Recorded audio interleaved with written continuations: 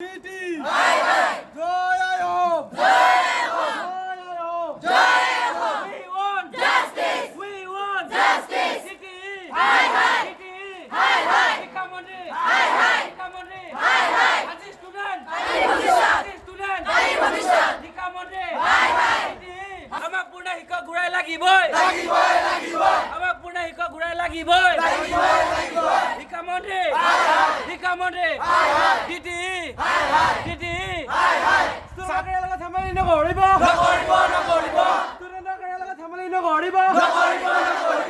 আজি প্ৰটেষ্ট কৰিবলৈ ওলাই আহিছো অতি লজ্জাজনকভাৱে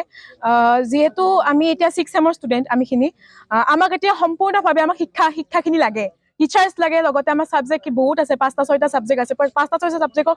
একজন টিচাৰক পঢ়াব পাৰে নেকি নোৱাৰে না আমাৰ আগৰ টিচাৰ্সখিনিক তেওঁলোকে অব্যাহতি দিছে প্ৰটেষ্ট কৰাৰ কাৰণে অব্যাহতি এখন গণতান্ত্ৰিক দেশ হয় ইয়াত প্ৰটেষ্ট কৰাৰ কাৰণে তেওঁলোকক উলিয়াই দিয়া হৈছে চাকৰিৰ পৰা অতি নিন্দানীয় বিষয়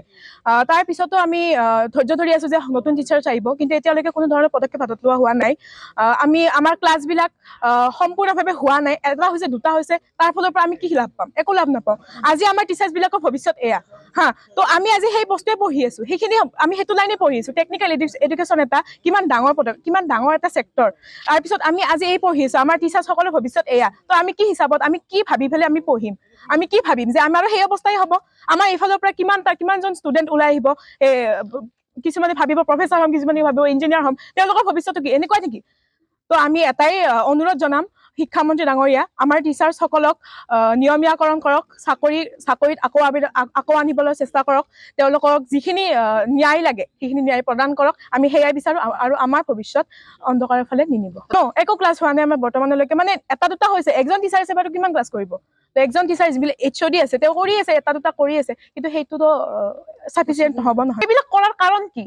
কৰাৰ কাৰণ কি যদি আজি আমি এনেকে ৰাস্তাত ৰখি থাকিব লগা হৈছে অল কিমানজন ষ্টুডেন্ট 64 ষ্টুডেন্ট টিচাৰ্স গৈছে তো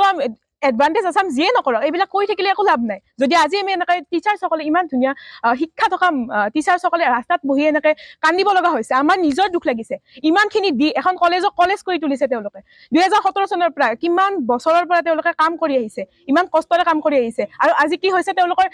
প্ৰাপ্য কি আছিল তেওঁলোকৰ প্ৰাপ্য কি এই আছিল নেকি চকুৰ পানী নাছিল নহয় তো আমি আজি তেওঁলোকৰ সেই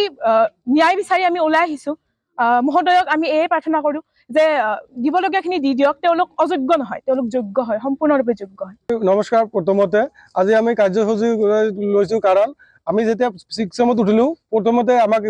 মেছেজ দিলে গ্ৰুপত যে আমাৰ টিচাৰখিনি ট্ৰান্সফাৰ কৰি ব্লেক টিচাৰ দিব দুখ লাগিছে তথাপিও মানে ব্লেক টিচাৰ আমি পাম টিচাৰখিনিক ওলাই দিয়া নাই এতিয়া আমি গম পাইছো যে আমাৰ টিচাৰখিনিক একেবাৰে ওলাই দিছে 7 বছৰ সিহঁতে নিজৰ ইমান কাম কৰিছে আমাক ইমান এডুকেশ্যন দিছে ইমান এক্সপিৰিয়েঞ্চ থকাৰ পিছত সিহঁতক ইমান কোৱালিটি থকাৰ পিছত সিহঁতক ওলাই দিছে বোলে ডিটিৰ ফালৰ পৰা আৰু আমি এইটো এই কাৰণে প্ৰটেষ্ট কৰিছো যে আমি মুখ্যমন্ত্ৰী মহোদয়ৰ ওচৰত এইটোৱে প্ৰটেষ্ট কৰিম যে আমাৰ শিক্ষামন্ত্ৰীৰ চাকৰিটো নিশ্চিতকৰণ কৰিব লাগে আৰু তেওঁক পুনৰ ঘূৰাই আনিব লাগে ইহঁতে আমাৰ মুখ্যমন্ত্ৰী ছাৰে এডভান্টেজ 2.0 বনাব খুজি আছে